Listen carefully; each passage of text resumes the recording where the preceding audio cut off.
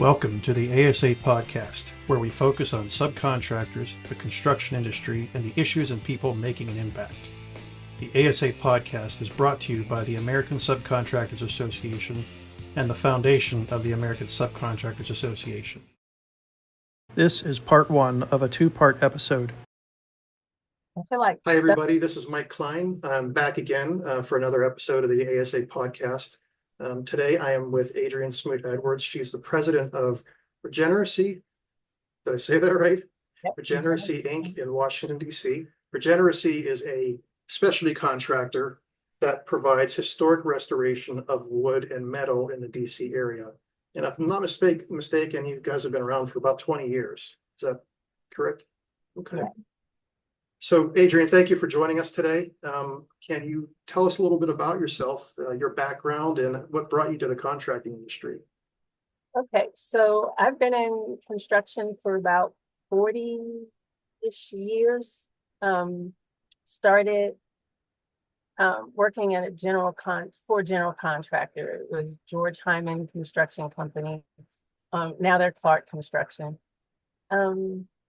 And started in the accounting department and just kind of worked my way through the accounting to being a controller to then working for other general contractors doing learning different ins and outs in construction, and thought, I could probably pull this off and do something. And then an opportunity came for me to take what I do as a hobby and turn it into a company. So we've been doing it now for 23 years. Historic restoration. So you started out doing this as a hobby, just, was it, your own property that you were working on, or doing it for friends? Or hotel furniture stores were always selling, the old hotel furniture. Me and my mom would go and get pieces, and then I'm like, oh, this needs to be restored. Well, I didn't call it restored. I was like, this needs a facelift. So I'd give it a facelift, and then I found that very calming and relaxing. So then I found out we could actually do it by restoring historic fabric, and that there was a need for it. So I got in pretty good with a niche market doing what I like to do. That's fantastic. I love that. And now you've been doing it for 23 years, and you mentioned before that you work on historic buildings and. Oh yeah, we've done a lot of historic properties in the district.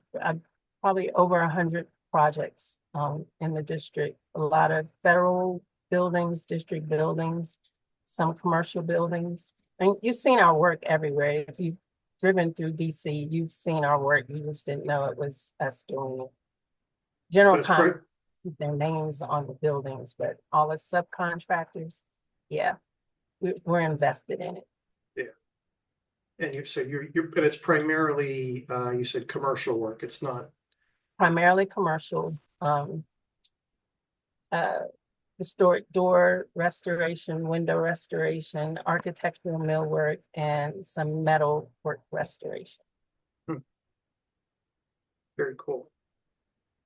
And so do you branch outside of the DC area, or is it, do you get into Virginia, Maryland, those areas?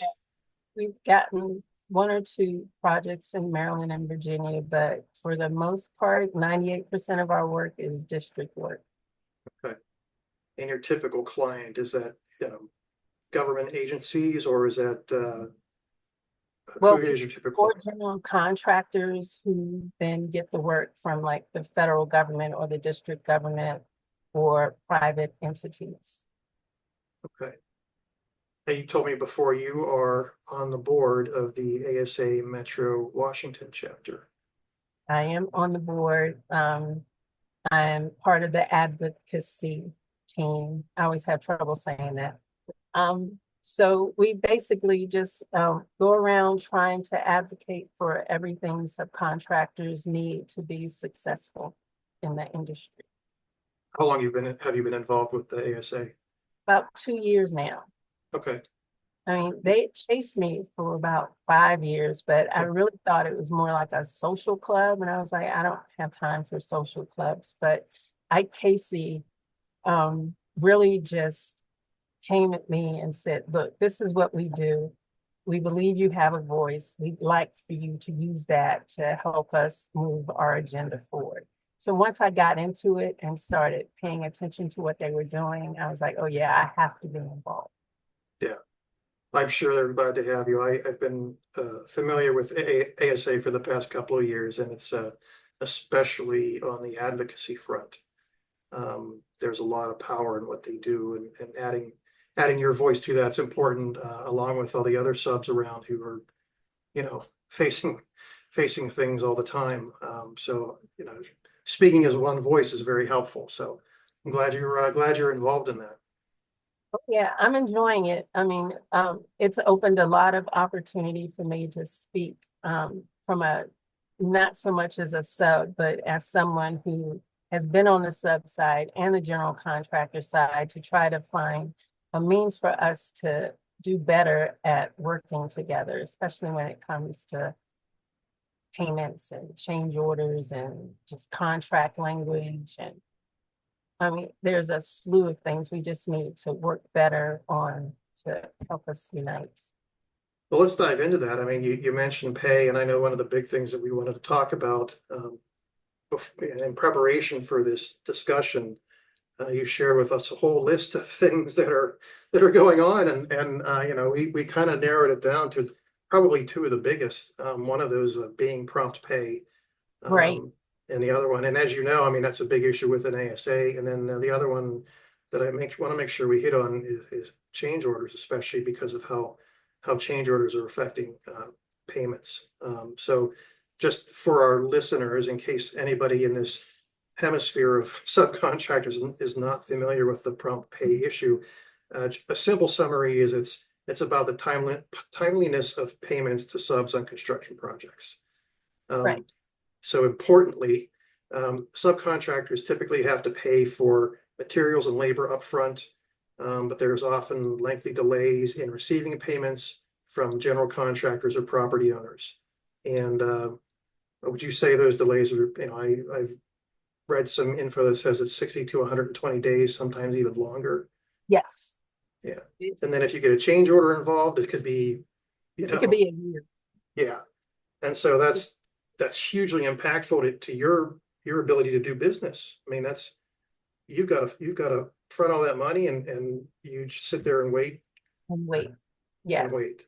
It's a difficult situation to be in, and the Prompt Pay Act, as they call it, it just means after the general contractor pays, then they have so many days to pay you. But it really doesn't resolve the problem with the process of how it even gets to the point the general contractor gets payment. So that whole prompt payment sounds great. And, it is great. After the general contractor gets paid, he has 7 days to pay us. Great.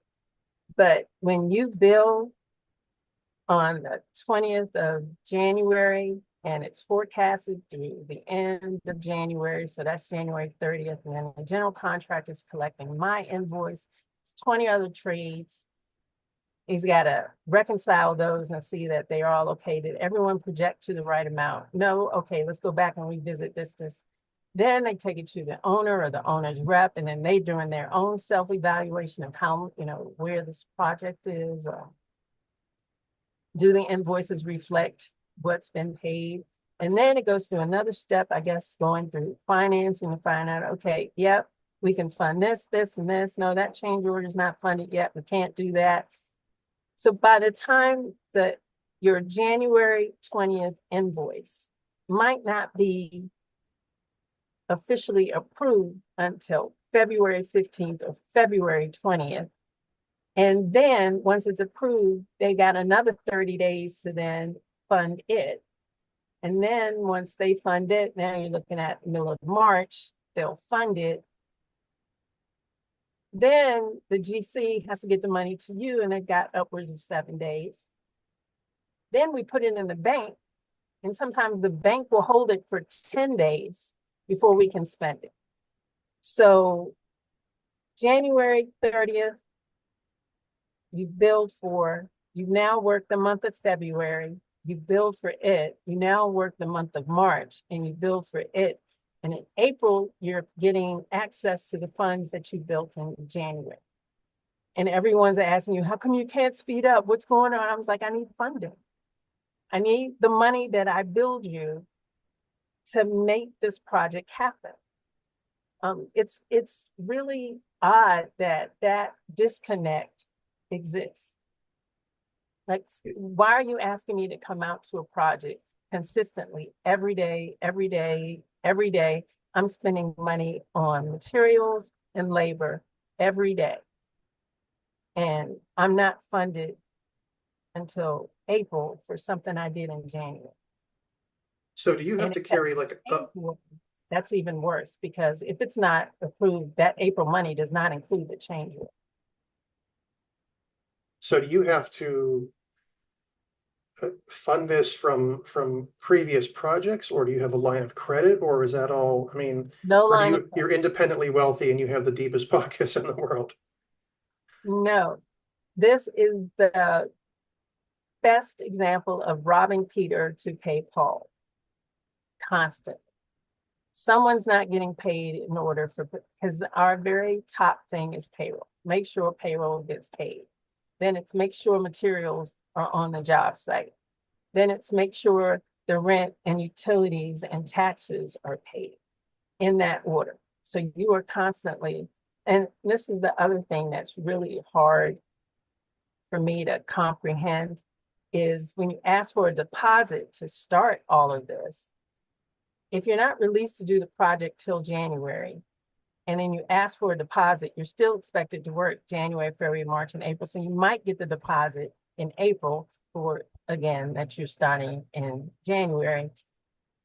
If you don't get that money, realize that you are using other monies that have come in to fund this particular project. So when that money does come in, I do have some general contractors like, well, we just paid you. Why'd you use that money for something else? Like, because I use other people's money to do your work. So it's a vicious cycle that it has no explanation to me for why it works this way, especially in construction, because everything in construction is date driven. You have to finish by this date. You have to get this done by this date. Everything is fully scheduled except payment. And there's no laws that drive that. I mean, I know they're working on that ASA is involved in the Prompt Payment Act. Well, so a couple of questions. Is it every single project that you have this trouble on, or is it are some better than others? No, some are better than others, but usually that depends on the owner and their process. But for the most part, it's the same on every construction project. And I don't think it's done intentionally. I think the process is just not understood, that it is the subcontractor that's financing it. Some people do think we have these lines of credits, but banks don't like construction companies, especially small ones. They're like, no, your invoices are too subjective, because they know we might have the invoice in the system, but we don't know when it's going to get paid, and neither do they. And then in some cases, when you're looking at our books, you're looking at the fact that we've spent money on change orders. We can't put an invoice against it to offset it on our income and balance sheet.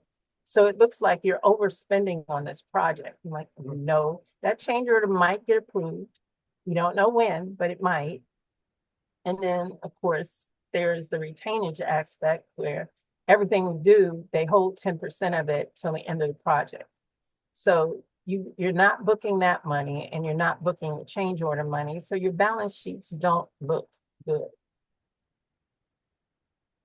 I mean, it begs the question, how do you stay in business and why do you keep doing what you're doing? I mean, obviously you love it. Oh, I love what I do. I pray a lot. I'm like, okay, Lord, we need payroll this week. Have somebody, please, somebody pay us this week. And it's been working out, but it's a nail biter every week, trying to figure out, is this person going to pay us? So I'm spending time on calls like, are you going to pay us this week? and then go to the next one. Are you going to pay us this week? Are you going to pay us next week? When do you think we're going to get paid? There's always we don't know. We don't know where it is in the process. Are there any specific examples? I don't know if you're allowed to talk about that, or any, specific examples that you can refer to say, just tell us a story about something that happened on one of your projects.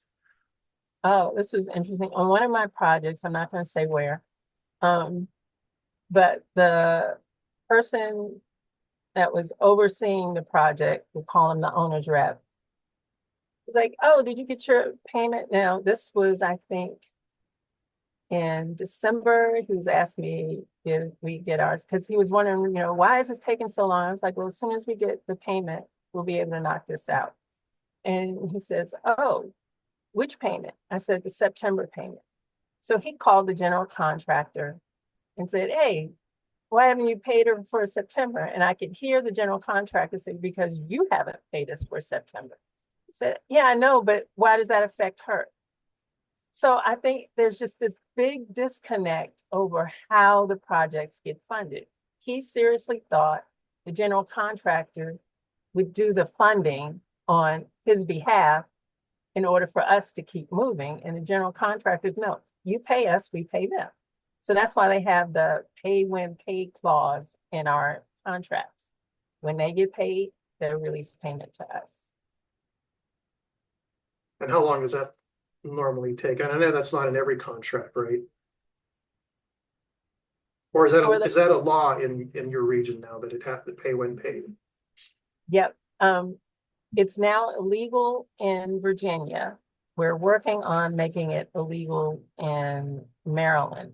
And it is still legal in DC, but it's those kind of contract languages that we're trying to change with ASA. But basically, it's in the contracts that we sign, pay when paid. And, if you don't want to do that, then, it's, well, they might go with the next bidder kind of situation. So, you want to play ball, this was why I say it's a misconception. When I was processing invoices as a general contractor, me and some of my friends was like, gosh, this sub calls every week begging for payment. Why do they do that? Why aren't they ready to be in this league? And, because our perception was, of course they have the money. We just gave them money. But until you're in it and you realize the turnover, the cash that goes out as a sub on a daily basis, until you live it, I don't think you can address it being the person on the other side. Like, we had rules: don't process an invoice with a change order unless we have a change order out to the owner that's been approved. That keeps the general contractor's book straight. So you got this poor sub billing you every month for something, and you're telling him, nope, that's not approved. Nope, nope, nope, rebill. And you don't realize the monumental financial hardship you're causing that sub, because you're more worried about the books being balanced than whether or not this real thing that's happening to the subcontractor is being addressed. So what is the solution then?